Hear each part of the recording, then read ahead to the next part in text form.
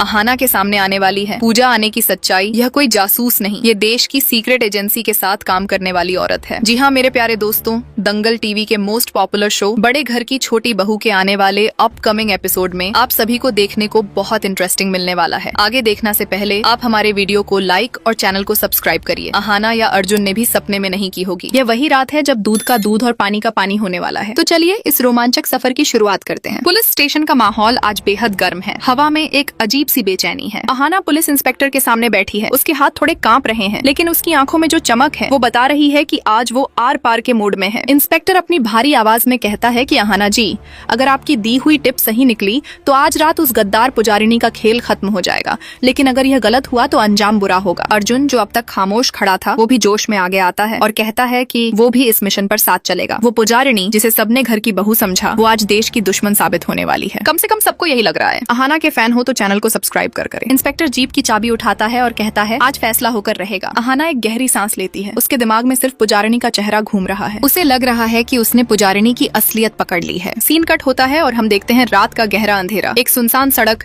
जहाँ सन्नाटे को चीरती हुई एक तेज रफ्तार बाइक की आवाज आती है। उस बाइक पर कोई और नहीं बल्कि पुजारिनी है। उसका चेहरा स्कार्फ और हेलमेट से पूरी तरह ढका हुआ है, जैसे वो किसी बड़े मिशन पर हो। उसके पीछे थोड़ी दूरी पर एक रहस्यमयी आदमी है जिसने ग्रीन शर्ट पहनी है। माहौल में इतना तनाव है कि आप अपनी धड़कनें सुन सकते हैं। इन दोनों के पीछे पुलिस की जीप दबे पांव आ रही है और उस जीप के पीछे अहाना और अर्जुन अपनी बाइक पर सवार हैं। अहाना अर्जुन के कान में फुसफुसाती है, अर्जुन आज सच सामने आकर ही रहेगा, आज वो बच नहीं पाएगी। तभी पुजारिनी की बाइक एक पुरानी खंडहर हो चुकी फैक्ट्री के पास रुकती है। यह वही जगह है जहाँ सारे काले कारनामे होते हैं। वहाँ अंधेरे में एक और हेलमेट पहना हुआ आदमी पहले से खड़ा इंतजार कर रहा होता है। पुजारिनी अपनी बाइक से उतरती है, अपने बैग से एक सीक्रेट हार्ड ड्राइव निकालती है और उस आदमी की तरफ बढ़ाती है। दूर झाड़ियों में छिपे पुलिस वाले अपनी बंदूकें तान लेते हैं। इंस्पेक्टर बहुत ही धीमी आवाज में कहता है, बस अब और नहीं, अब इसे रंगे हाथों पकड़ना है। जैसे ही पुलिस टीम उसे घेरने के लिए आगे बढ़ती है तभी एक ऐसा धमाका होता है जो किसी ने सोचा नहीं था। अहाना के फैन हो तो चैनल को सब्सक्राइब कर करें। अचानक चारों तरफ से तेज रोशनी वाली फ्लड लाइट्स जल उठती हैं और दूर से कई भारी गाड़ियों के सायरन सुनाई देते हैं। सब के सब अपनी जगह पर बुत बनकर खड़े हो जाते हैं,